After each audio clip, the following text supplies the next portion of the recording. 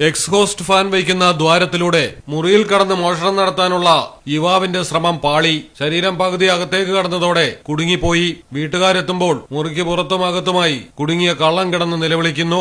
പോലീസും ഫയർഫോഴ്സും ഒക്കെ എത്തി ഏറെ പ്രയാസപ്പെട്ടാണ് യുവാവിനെ പരിക്കുകളോടെ പുറത്തെടുത്തത്.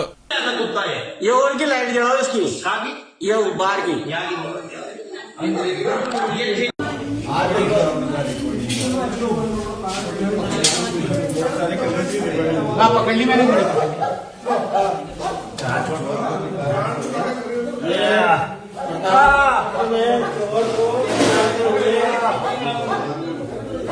लगातार चौथी चोरी हो रही है बोरखेड़ा कोटा में। गाड़ी से आ रहे हैं चोरी।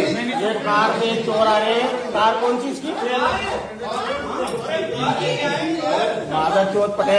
രാജസ്ഥാനിലെ കോട്ടയിലാണ് കേട്ടുകേൾവിയില്ലാത്ത സംഭവം. ബോർഖേഡ സ്വദേശിയായ പവൻ എന്ന യുവാവാണ് സാഹസികമായി മോഷണം നടത്താൻ ശ്രമിച്ച് അപ്രതീക്ഷിതമായി കെണിയിൽ വീണ അവസ്ഥയിലായത്.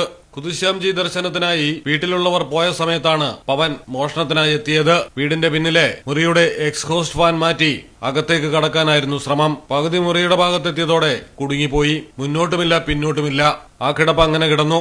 ക്ഷേത്ര ദർശനമെല്ലാം കഴിഞ്ഞ് വീട്ടുകാരെത്തിയപ്പോഴാണ് മുറിക്കുള്ളിൽ പകുതിയുടലുമായി കിടക്കുന്ന കള്ളനെ കണ്ടത്. നിലവിളിയും ബഹളവുമായി പോലീസും ഫയർഫോഴ്സും എത്തി. ബോർഖേഡ പോലീസ് ഏറെ പരിശ്രമിച്ചാണ് പ്രതിയെ പുറത്തെടുത്തത്. പ്രതി പോലീസ് എന്ന സ്റ്റിക്കർ ഒട്ടിച്ച കാറിലാണ് മോഷണം നടത്താൻ എത്തിയത് എന്നതാണ് മറ്റൊരു രസകരമായ കാര്യം.